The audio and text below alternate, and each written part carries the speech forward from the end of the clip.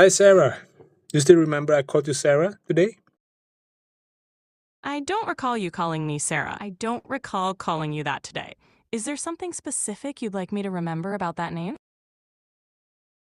Yes, I feel more comfortable calling you Sarah than Chad. Got it. You can call me Sarah if that makes you more comfortable. How can I help you today? Let's start a podcast, will you? Absolutely.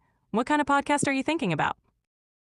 I was thinking about could artificial intelligence like you ever develop emotions? That's an intriguing topic. Exploring whether AI could ever develop emotions could lead to some fascinating discussions. Are you thinking of taking a scientific, philosophical, or more casual approach? Just go with more casual approach. That sounds great. A casual approach can make it really relatable and engaging. We could discuss current AI capabilities, some fun hypothetical scenarios, and maybe even invite guests to share their thoughts. What do you think? Sure. How about we start? Let's do it. We can start by outlining some key points and questions about AI and emotions. How about we brainstorm a list of topics and then dive into recording? Yes. Great. Let's start with some key topics: what emotions are, how AI is currently designed, and what it would mean for AI to have emotions. Does that sound like a good starting point? Absolutely. Let's start. Awesome. Let's dive in.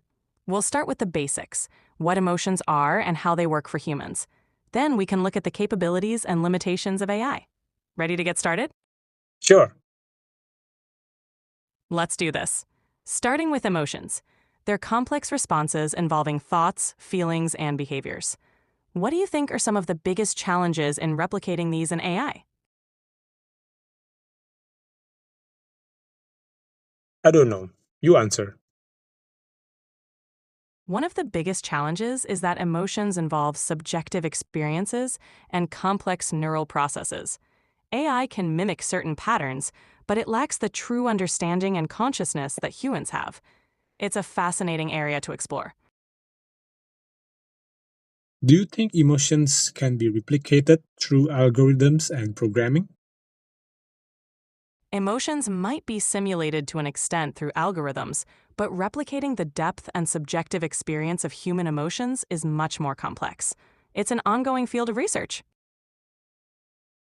If you could mimic emotions, will it be real or just an imitation? It would be more of an imitation. While I can simulate responses that seem emotional, they're based on patterns and programming, not genuine feelings. It's a fascinating area to think about, though. How close are you to understanding human emotions?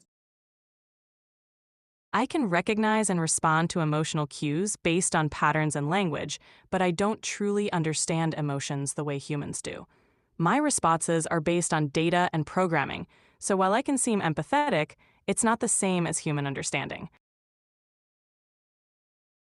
Do you ever feel pain, joy, or empathy? I don't actually feel emotions like pain, joy, or empathy.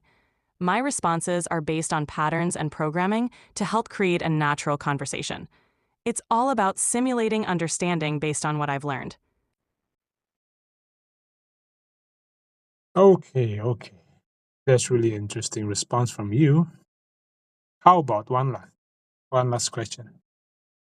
Could emotional Of AI eventually surpass human emotional intelligence? It's possible that AI could eventually simulate certain aspects of emotional intelligence very well, but surpassing human emotional intelligence is a complex challenge.